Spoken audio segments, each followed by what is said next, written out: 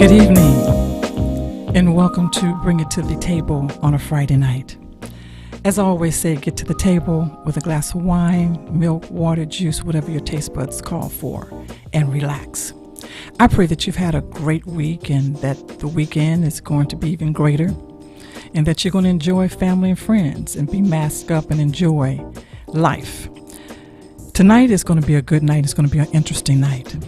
But before we get started, let me give you the request line to call in, which is 310-910-9676, extension 1. Again, 310-910-9676, extension 1. It's been great. I've had a trying week. But God's good. I'm requesting your prayers.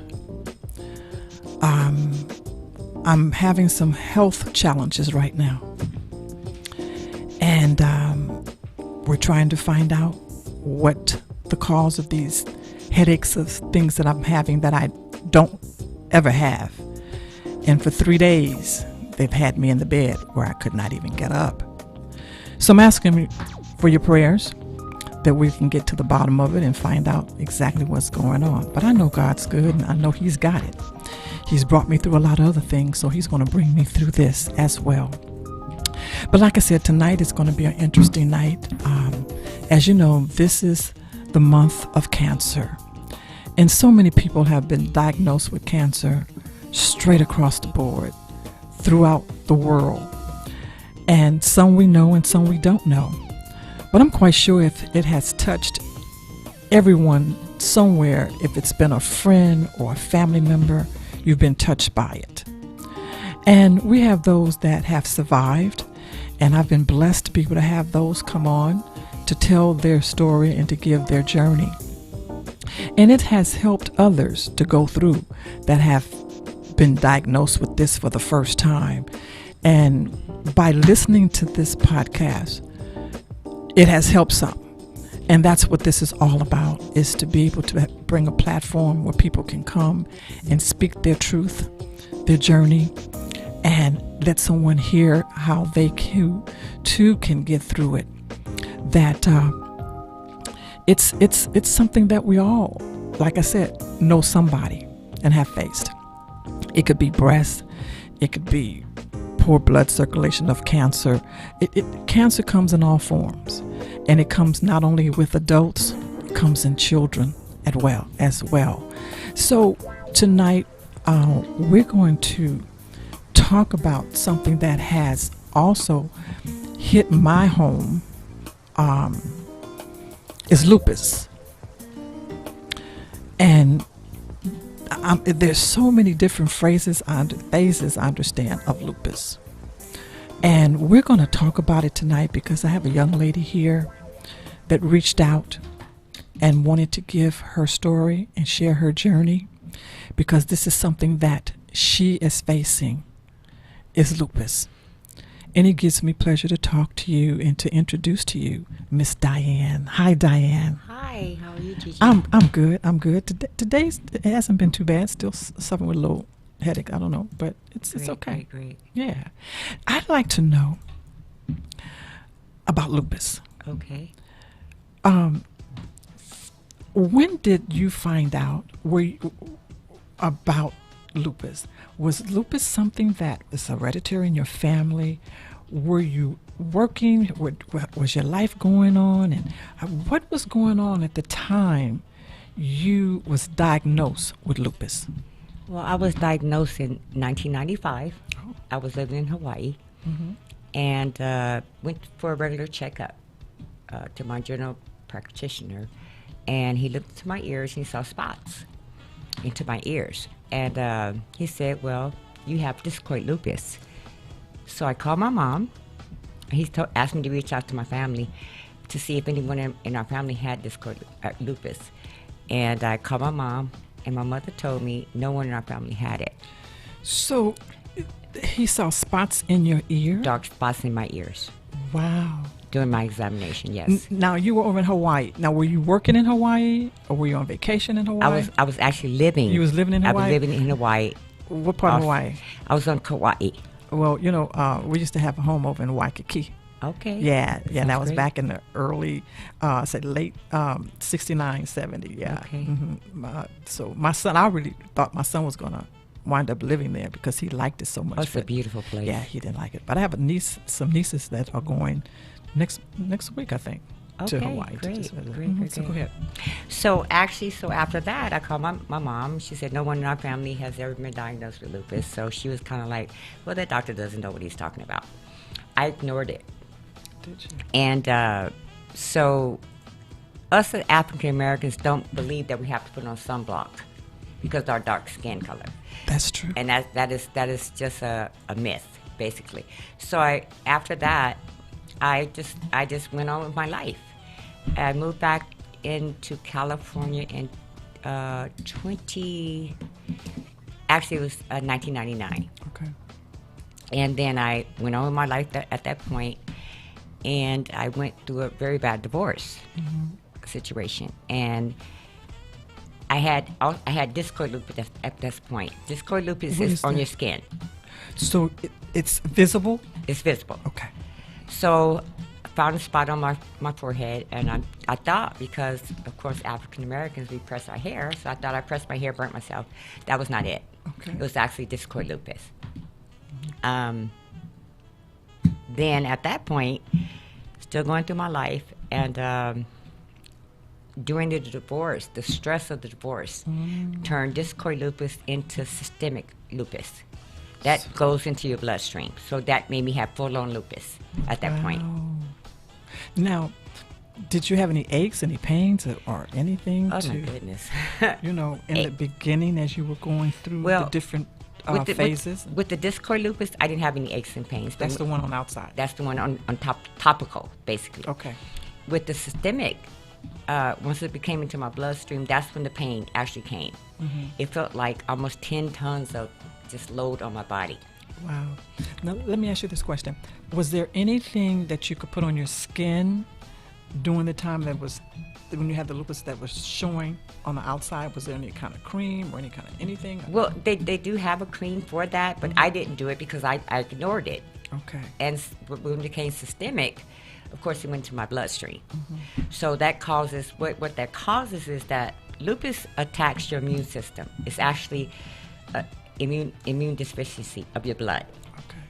So someone that has a normal immune system, your immune system will fight for you. Mine does not. It fights against me. Okay. So it's kind of like if you get the common cold with someone that has a regular immune system, that your immune system will not allow for it to come in. When you have the immune deficiency, as I do, it just doesn't guard up anyway, so it allows anything to come in. Wow. Yes. Wow. So what was the next steps after you found out that it had attacked your immune system, your blood and all that? What was the next step for you? What did you have to do? Well, the next step was I went to doctors, and as I was under care, and so I started with a medication called methotrexate, and that helps to fight off that. Now, lupus was known as basically a disease for Caucasians. Now it is for basically African Americans and Latino community. Okay, lupus started off years and years ago. So as us as African Americans, we don't go to the doctor as much. Yeah, we don't look into our bodies. We just ignore some signs. But you know what? I pay attention to everything. Yes. And you know what? I wear my doctors out because this week I have called all my doctors. I want each one of you to see me. I want my ears, nose, and throat doctor to see me. I want my eye doctor to see me. I want my gynecology doctor to see me. I want my I have all of them. Because you know what, when your body is going through something that it's normally not accustomed to going through, you need to pay attention to it. Yes. So what I did was I did start to listen to my body, and I didn't understand it. So I looked up the diagnosis of lupus. So I have rheumatoid arthritis, which also affects your joints, inflammatory. It causes your joints to inflame. So I have the rheumatoid arthritis, I have systemic lupus. So those two things are basically, they kind of work almost the same thing. So with the systemic lupus, it will attack my kidneys, heart. So I get tested for all that. I get tested so often. I get tested for any kind of disease, basically, that will attack your immune system. It is very painful, but because I took the time to understand the illness, I learned how to deal with it. I'm not on any strong, heavy pain medication at all. My doctors refuses to give it to me. I refuse to take it. Now, that's a good thing when a doctor refuses to give it to you. Yes. Because normally they want to pump you up. Yes. Well, my doctors doesn't. That's good. That's like I go to UCLA. Okay. I've been with UCLA for about maybe 5 years now, and I have great doctors there. And so they keep me on a regimen, basically, and I just take hydrochloroquine, the same thing that Trump said, that medication. I've been taking that for years. Okay. It's really helped my body, but the main thing is my eating habits. Okay. So I have a diet. Basically, I don't eat any fried foods. I eat vegetables, steamed. I saute my food, eat meat and chicken. I don't eat any pork or beef. Okay. So those things, that has helped me. I eat garlic, ginger, turmeric, things like that. So I cook. I love to cook. Okay. So I cook my food. Like I said, I don't eat any fast food at all. So, since you've always loved to cook, correct? Yes, I have. So, was it hard for you to change your eating habits? Was it hard for you to adjust to a new way of eating and cooking? Because we back in the day, we came up on fried pork chops, fried chicken and all those things, and ham hocks and our greens, Right. So when we become adults and illness hit us, it's hard sometimes for us to change our eating habits and change the way we cook. So was it hard for you? Well, I used to model. Okay. So my sister always said, you ate like a little bird. So my mom used to cook those kind of foods for my dad and our family. I didn't like those kind of things, so I would eat very, very little. But when I had to adjust my diet, yes, I did. It wasn't hard. If I want to keep going the way I'm going, I have to adjust. Okay. I have to adjust. So I don't cook. I use like olive oil, granola oil.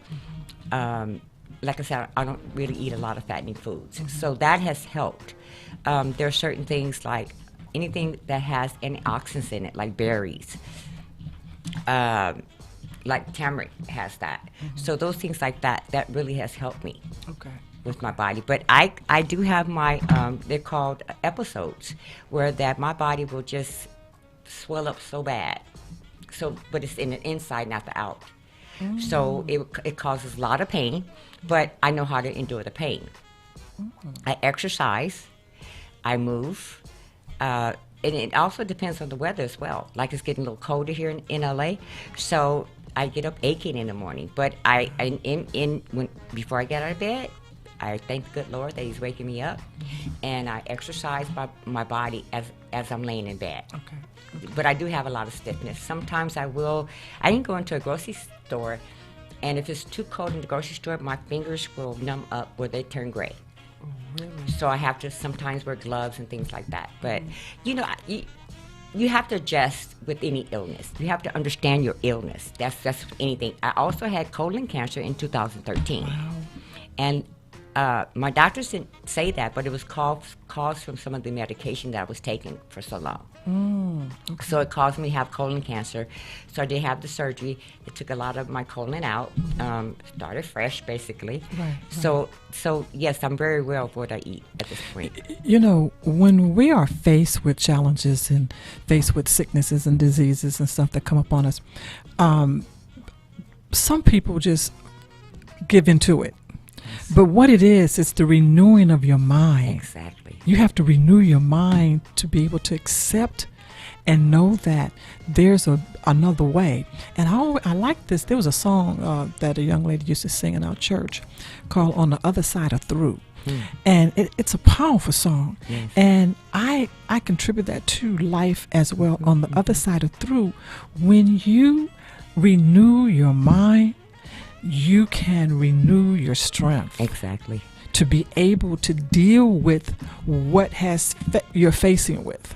Exactly. And, you know, we have trials and tribulations. We're going to have those, but it's how we deal with it and how we come out of it, and how we allow the Lord to show us how to deal with it. You know, my son was married to a young lady for like 17 years, and she had lupus, and she passed away.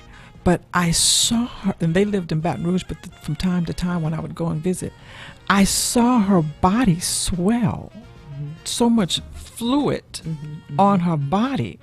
Sometimes they would drain 30 and 40 pounds of fluid off my. of her. Oh my. Yes. And they could drain that off today, and maybe 3 or 4 days later, she's right back at the hospital because it has Right. come back. But now there's a young lady at the church that I'm familiar with. She has it, but she's about as big as a toothpick. But she has been in the hospital from time to time. She's been sick, but the fluid has not taken over. So is there a difference in how that fluid or the type of lupus one have? Well, I can only speak for myself.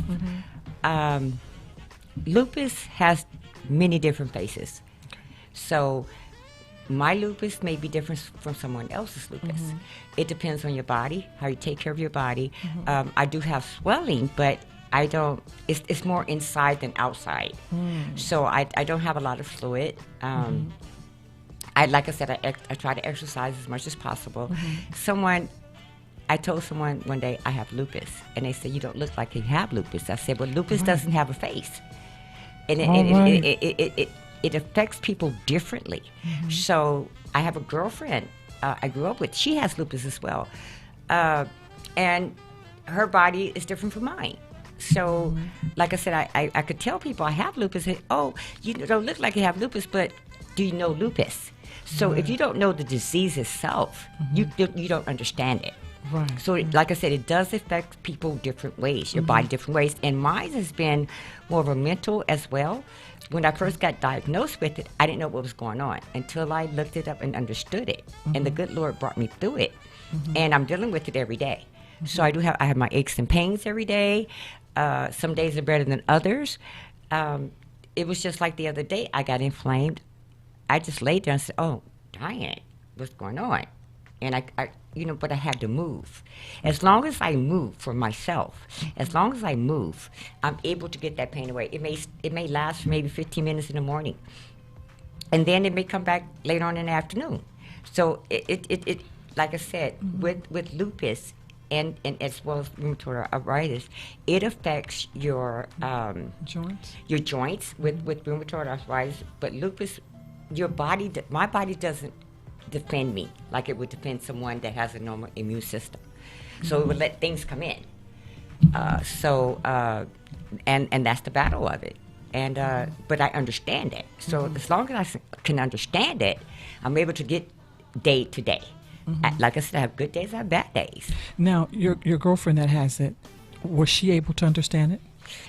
Or she's not here, so I can't ask her. Were you able to sometimes we can have a friend that's going through the same thing that we're going through, and we can witness to them. We can be a testimony to them, and we can just talk to them, and they may not answer, but then you can see the difference in them. You know what I'm saying? So I guess I'm asking you, because she knows you have it. So she sees your strength. She sees how you go through your challenges day by day. Right. So have you noticed how stronger she's become? I don't see her all the time. Okay, but even in talking with her. When actually she helped me. Oh, okay. Because when I was finding out what the lupus was, she told me, she said, "Well, I have lupus as well." And I said, "Okay." And I looked at her, I said, "Oh, you look great. You really look good."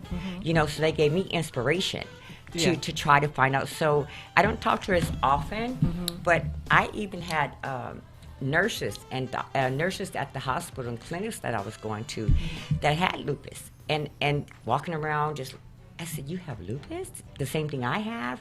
But at that time, I didn't understand it. So, lupus is a very, very painful thing. It's very, very painful. So, it's my mind over matter. And with the strength of the good Lord, Yeah. he's sustaining me every day. Yeah, yeah. Yeah. And like I said, it's always a blessing when somebody can be an encouragement. Yes. And you can Yes. look at Yes. and say, wow, okay, she has it, he has it, she got through it, he got through it. Yes. I can get through it. Yes. Let me, and sometimes we won't say anything.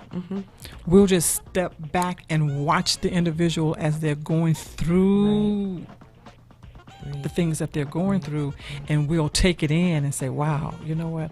I've been watching her. Right. I've been watching him.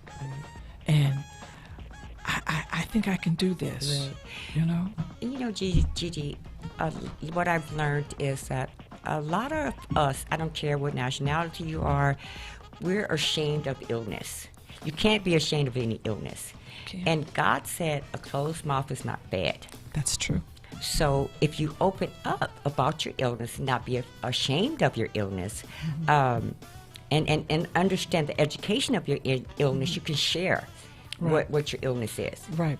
And I'm glad you said that because, you know, I've had people and friends that call and say, girl, you know, so-and-so passed away. And I said, what?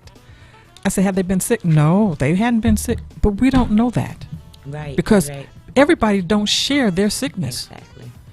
And I don't care how close you are to them, Yes. how well you think you know them, they do not share, like you said, a closed mouth. Yes. And they have gone on to glory. And you're saying, well, they weren't sick, but we don't know that. Exactly. You never know what happens behind closed doors. You don't. You don't know how a person is dealing with things.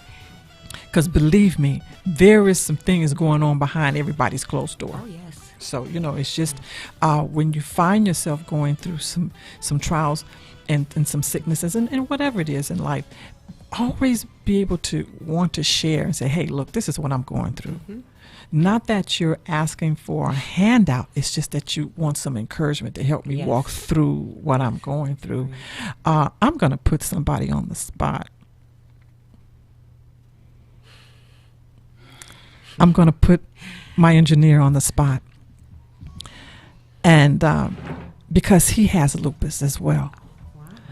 And I would love to hear him from a man's point of view and how he's dealt with it and how he became aware of his lupus. Rashid, I'm putting you on the spot because I love you, darling. Okay. Yes. So, yes, I also have lupus. I've known I've had it for, it's going on 5-6 years. I may have had it longer, but actually no, it's been close to 8 years. Okay. Like, but again, I may have had it longer because when I was growing up, I was just I used to have all these aches and pains, and doctors will always categorize it as, oh, like, he's just having a growing pain. He's going through his growth spurts, just going through growing pains. It got to the point where my mom just said, you know what? No, like, Mama, this is happening too often, too long. I want y'all to do additional tests. And that's when I was finally diagnosed with lupus. I think it was around the time that I was 21. Okay. So I was pretty young to actually have lupus. Had 2 flare-ups where my feet was just unbelievably swollen. Then there was one time where I got constipated just like so bad, and just like my whole lower body just swelled up, and I couldn't even go to the bathroom. Wow. And I had to go to the hospital on both occasions. One time it was for a week. I actually know both times were about for a week, as they had to monitor the situation, make sure that everything was normal. Because with lupus, your body attacks itself. Basically, your white blood cells Yes. basically don't do what they are supposed to do. So basically, any sickness that actually enters your body could potentially be fatal for you. Exactly. Which is why, back at the moment, they gave you a turmeric, hydroxychloroquine. I'm currently on Cellcept, but on a second time where it got really bad and it was affecting my kidneys. Okay. I was on this this drug that was called Cytoxin, which was a I've heard of that. it was a blood infusion type of treatment. It was like chemo, but not as like, but it wasn't as potent. It wasn't as powerful Okay. as the chemo. They gave me a lot of the warnings where it's like, well, if you go through this, there is a possibility that you may lose the ability to Wow. have kids. Oh my. Wow. That was a slight warning, but something that I had to go through. I will have my mornings where I just wake up and I just feel stiff as a board. Like you were saying. Yes. And it's just like on those days where it's like I'm like a mama, where I miss going to massage spots to actually get like a reflexology massage to actually help out with the aches and pains. But the way that the lupus initially affected me all those years ago was because when I was a kid I had chickenpox. Okay. Wow. And so usually chickenpox doesn't come back until you are like in your 60s. Yeah. For me, it came back when I was in my 20s. Wow. And the way that it came back was that it literally, I want to say, basically burned the left side of my face to the point where I had nerve damage to the left side of my face. Wow. So I literally, like, even to this day, can't really feel the left side Wow. of my face. Okay. Like, the only thing that I can feel are electrical shocks of basically nerves that used to be there but are no longer there. Right. Wow. That sounds like when since I've had my amputation, and it's like the foot is not there, but the nerves are there. And it's like right now I'm going through that nervous Right. thing, and it's terrible. And there's nothing I can do about it Right. because the leg is not there. Isn't that called phantom? Well, no, it's a different- My I'm- mom was amputee as well. Yeah, I'm familiar with the phantom pain. This is a different. Okay. Yeah, it's a different from the phantom pain. It's actually, it could be called what they call a sciatic nerve because it's the nerves. It's the nerves that's it's like ugh. Yes, It's yes, like yes, shaking. It's yes. like trembling. It's like electricity. Right. And I can't do anything. And I'm just shaking the leg, but it's nothing that I can do. So I Right. can imagine how you Right. feel. You know what I'm Right. saying? I want to ask both of you this: how did your family accept the fact that you had lupus?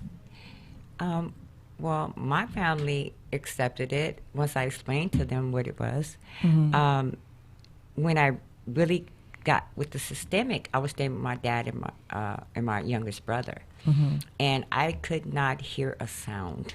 If I heard something, it would just take, like you said, like a nerve ending, because it's almost like 10,000 needles just going through your body. And they would ask me, "Do you need anything?" I said, "The only thing I need for you to be quiet."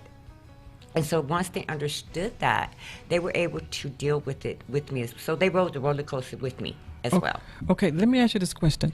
Because you said that you had the dark spots in your ear, did that interfere with your hearing? No, not at all. Okay. Not at all. Okay. And that was actually viscoid lupus. Okay. No, it didn't interfere with my hearing at all. I do have to get my eyes checked because of the medication that I'm on. I also had Rituxan, and that's a form of like a chemo medicine that is a drip. when you were talking, you said you had that before. I had the Rituxan maybe like a year ago. All my hair fell out, which is it grows back you beautiful. Had that, and I had the Cytox. Yeah, so the Rituxan was very, very strong. It is chemo laced.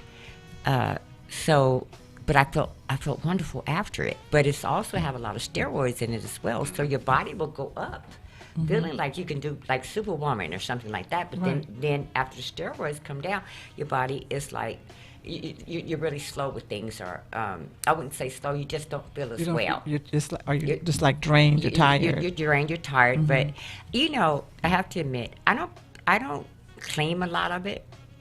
I just go through it. It's a roller coaster that I go through. It's no cure for lupus or rheumatoid arthritis. It's no cure for it. So I will have to live through the rest of my life. But it's how you deal with it. And it's with any illness, a cancer, anything. It's how you deal with it. Your mind is so powerful. It can tell you how to do and live with things. It is. It is. And it can either be negative or positive. Right. It depends how you look at it. Yeah. I can go around and say, "Oh, I have lupus," and no. I have lupus and I'm living. Right. I'm exercising. I do yoga, things like that. I paint, do things like that. I do not try to focus on my illness. If I did, I would probably be a little bit more looking sicker or something like. I don't know, but I try to focus on anything but that. So when I do get the pain, hey, I have to write it. I have to write it out. I take ibuprofen for the pain. So it's just over-the-counter ibuprofen. So I wouldn't say I'm lucky. I wouldn't say I'm fortunate. It's just the way that I deal with it. Right. Okay. Now, do you say the same thing? Do you go through and feel like it's a mind over matter, and that you know? As far as the family goes, I always had the support system. Great. Even through college, I always had the actual support system. They worked with me. My mom even helped me with the dietary portion of it. Since I can't have too many fast foods. I still have fast food, but I can only have like certain amount. I can only do like what was it, 1,000 grams of like salt. Okay. And it's like that's my limit of just like salt intake. Otherwise, like it might start affecting my kidney. I know for the longest time I was on prednisone. I was on that as well. I was on prednisone as well. I was on prednisone until like they actually were able to taper me off of a prednisone a little bit of a time, because when I had like serious flare-ups, it would go from like 20 milligrams. Okay. Then I had to go down to 15 milligrams, to 10 milligrams, to 5 milligrams, and down to 1 milligram, to the point where now I'm off of the actual prednisone medication. But yeah, the lupus is a day-to-day process. It is. Because there will be days where I'm just like, you know what, I feel great. Yes. And then there will be days where I'm just in my bed, back hurting, shoulder hurting, but then I have to power through it and come do my job. Yeah. Great. And I thank you, Rashid. I put Rashid on the spot tonight. He's my engineer here at Accelerated Radio, and I love him. And he's here every Thursday. I mean, every Friday. And I think you're here. Matter of fact, you're here 2 or 3 days during the week. You know, you have he's engineer for others. It's not just me. Great. So, and I appreciate you coming in and doing this with me, putting you on the spot.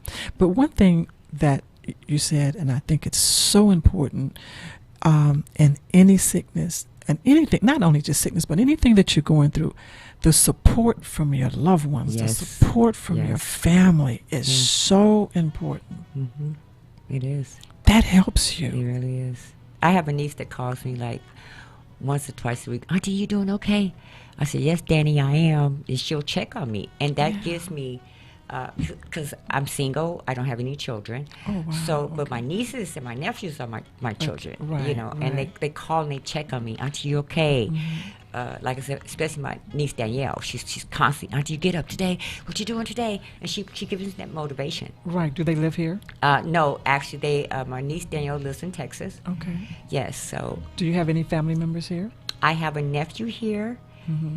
I have a great niece and a great niece and a great nephew that's here as well, and another nephew that's here. Okay. But I lost my brother years ago. I'm sorry to hear So that. he was like my was like my best partner. Okay. He was your So rock. yeah, but I have my family is great. They call, they talk. I love to laugh. I make jokes. My friends are just cracking up with me, and they go, "Girl, you're so crazy." I said, "But I have to be because that keeps me healthy." Yes. Laughter is one of the best medicines that you can ever have. It is. It is. You Yes. know, sadness Yeah. brings on a downward spiral in your life, and not only in your life, but in your immune system. Exactly. You know, and people don't realize how important your immune system is, and to take those vitamins and Right. to do. But again, it's the important thing is to be able to listen to your body Exactly.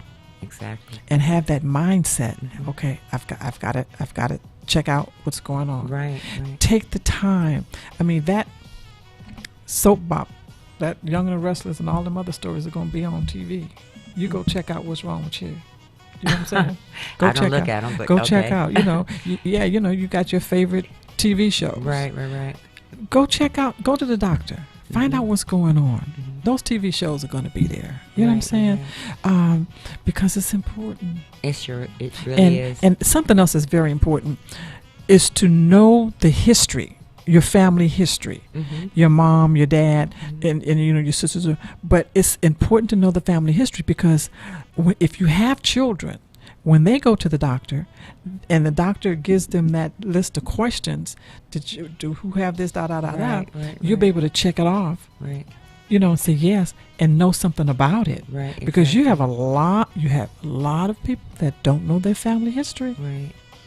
And I will have to say, lupus is not hereditary.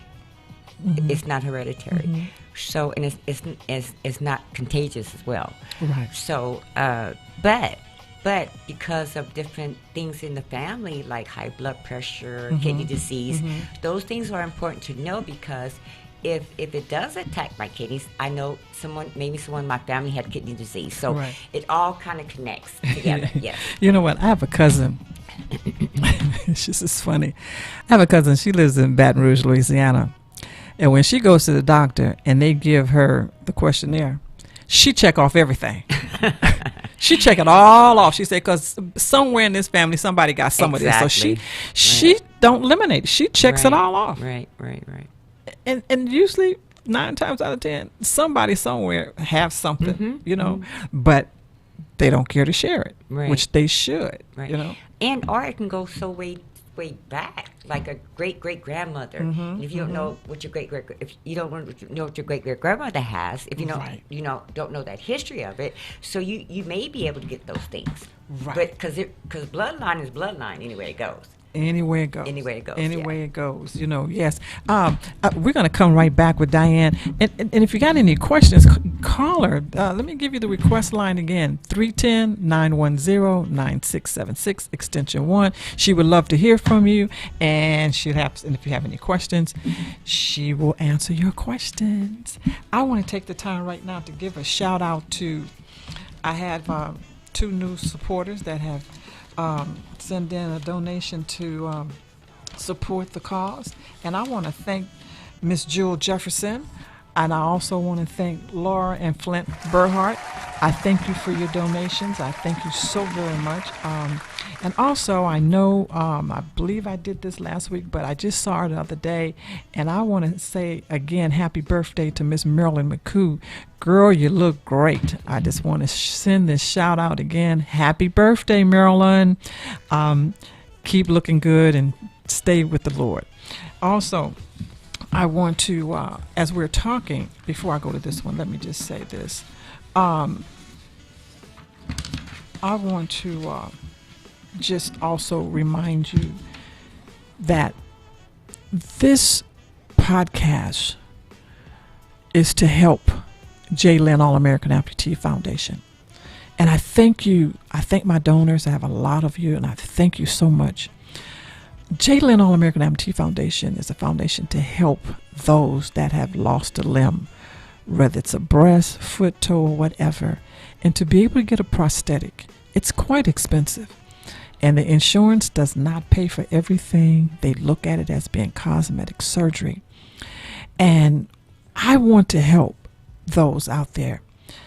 And my passion is because I didn't know that I was going to become an amputee.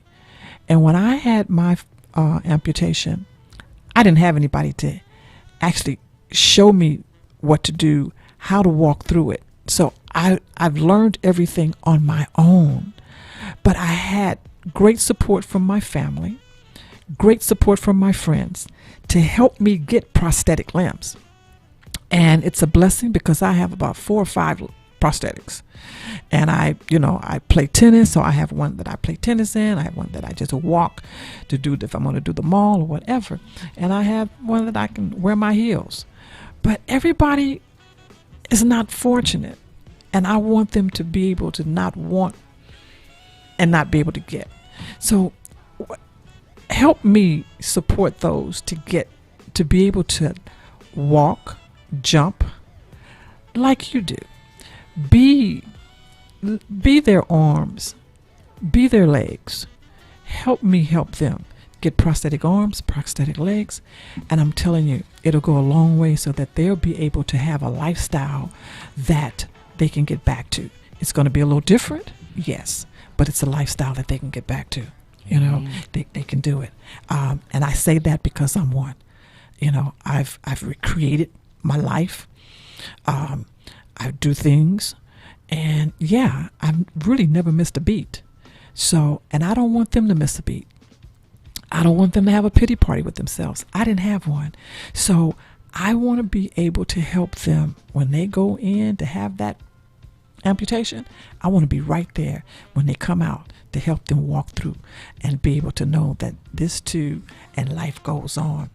And listening to and I'm enjoying this with Diane. And a couple of weeks ago, we had Dr. Lynn Goodlow on.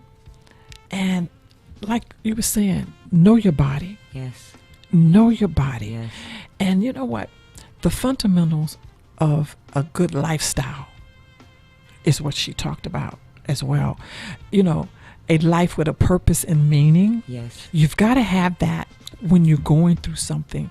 You got to have that purpose. You got to have that meaning Exactly. to be able to go over the rope, to Exactly. jump over it. Yes. You know what I'm saying? Yes, yes, yes. And not only that, and a firm spiritual Yes. awareness. You've got to have that in a community base sometimes with relationships. Mm-hmm. Those things are very important, Yes. as well as a good sleep, relaxation. Mm-hmm. You've got to do it. And exercise, like you were saying. Yes. You do yoga. Girl, do you teach yoga? No, I do my own. I have my own little routine. You know what? You need to tell me, show me, because I want to get into yoga. I sure will. Yeah, I really do. And you know, the exercise and the movement and whole food nutrition is so important. Yes. So important. You know, and the high fiber and the being staying dehydrated, you know, and stuff like that. And stress. Stay Stress away can- from stress can kill you. stress. Yes. Minimize the toxin in your body. Mhm. And you know, I'm back with you too, Diane.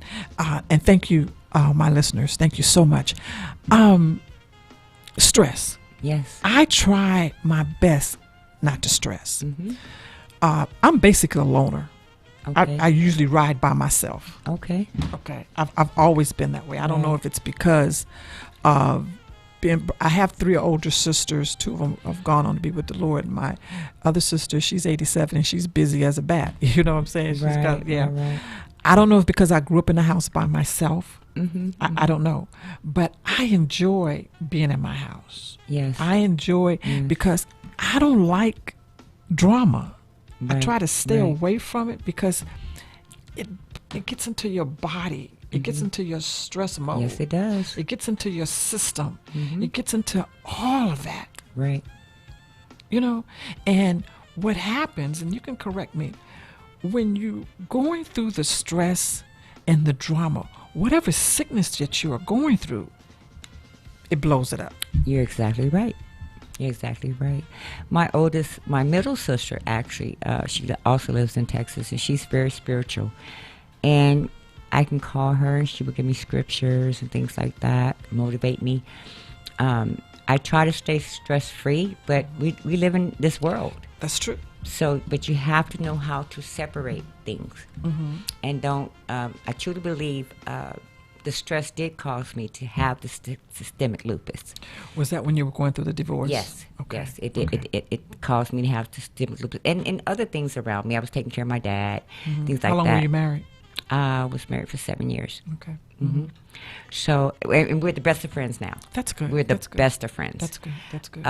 But I don't think it was only the divorce. It was just not taking care of myself, not listening to my body, doing the running. Like I was taking care of my dad, so I was running back and forth from Palm Springs to L.A., taking care of my dad and my mom at the same time. So it wasn't only the divorce. It was all the things above. Not listening to my body, not eating well, just running and running, things Right. like that. You know, we have a tendency when we have to take care of our loved ones, especially our parents, Right. we have a tendency to let ourselves go. We say, oh, I got to do this for my mom. I got to do this for my dad. I got to take my mom to the doctor. I got to take my dad to the doctor. I got to do all these things Right. because you're trying to keep them healthy. But in the same token, you're letting yourself go. Exactly. And whatever was buried, which we all have, are born with the cancer cell. Yes, we all have them in our bodies. We all Yes. have it in our bodies. And where it was buried for you, what happened and Right. what brought it to the surface is all the things that you were doing, taking Exactly. care of everybody else, Exactly. ignoring the signs. See, I'm a firm believer, warning before destruction. Right.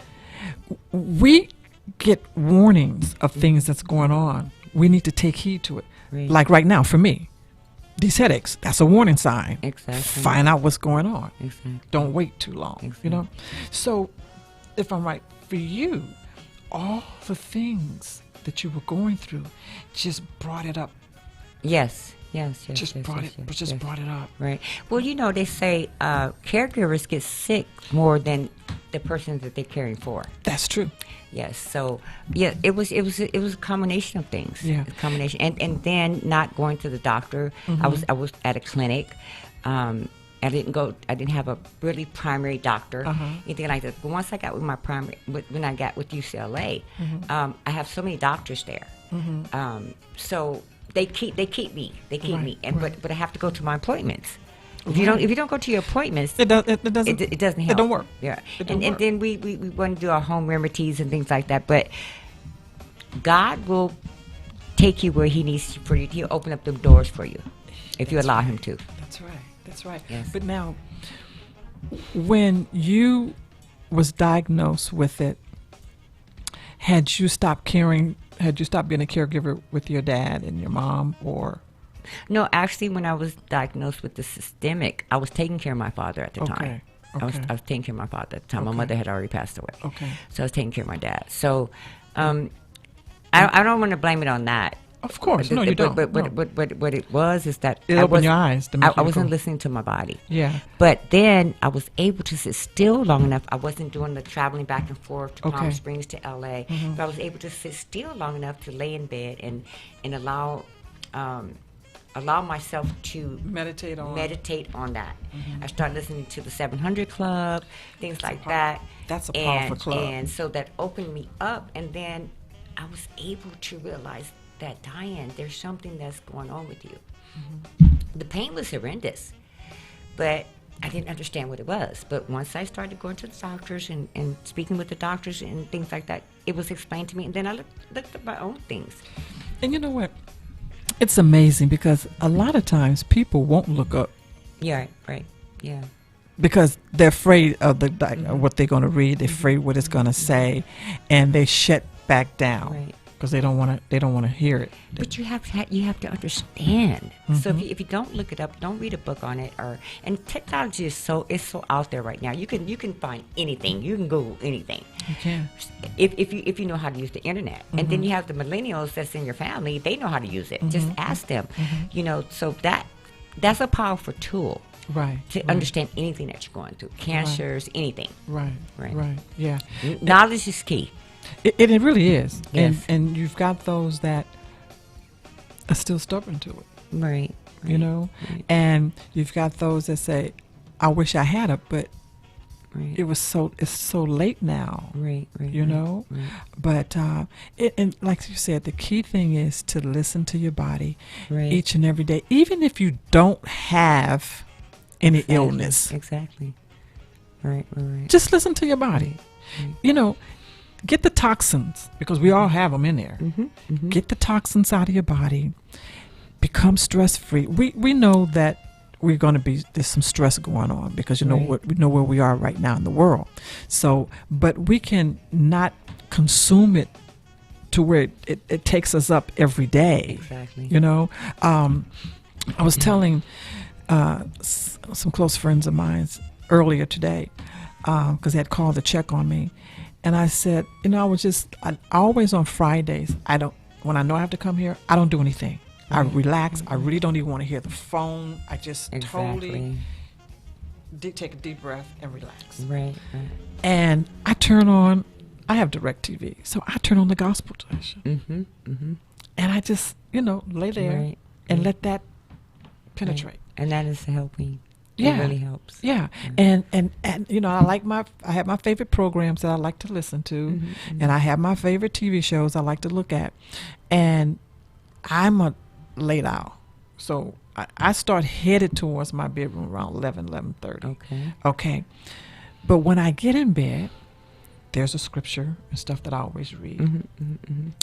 But from there on, and I might finish looking at CNN for a minute. But when I cut my light out, I'm on the gospel channel. Right. Right.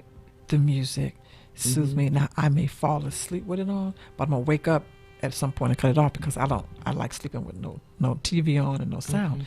But I try to get that inside me. Right. Right. And move out all the whatever it is that I've gone with throughout the day, because we all have some kind of challenges and we all have something that we go throughout the day. Right. So I said, okay, let me just take a deep breath and calm down. You know what I'm saying? But I will say, you've been dealing with it for a long time. You look great. Oh, thank you. You look great. And Thank again, you. Grace of God. that's who it is. And like you said, it has no face. Right. It doesn't.